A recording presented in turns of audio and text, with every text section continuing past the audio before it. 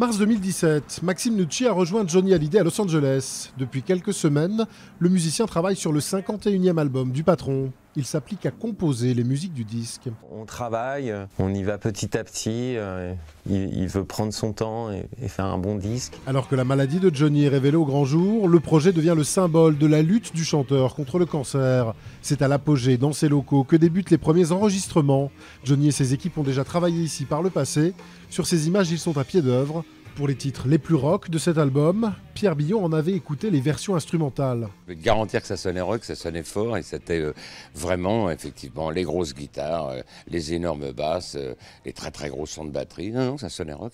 L'enregistrement se poursuit à la rentrée 2017, à Suresnes, le studio Guillaume Tell, où là encore Johnny a ses habitudes.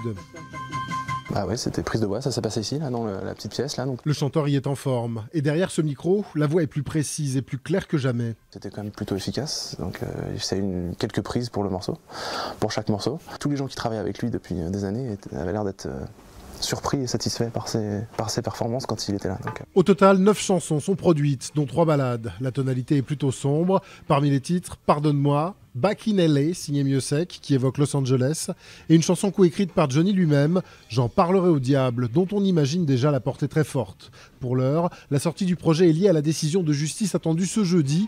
On sait toutefois que le 15 juin, date anniversaire de Johnny, avait un temps été évoqué pour sortir ce projet posthume. Le taulier avait d'ailleurs ce jour-là prévu de remonter sur scène.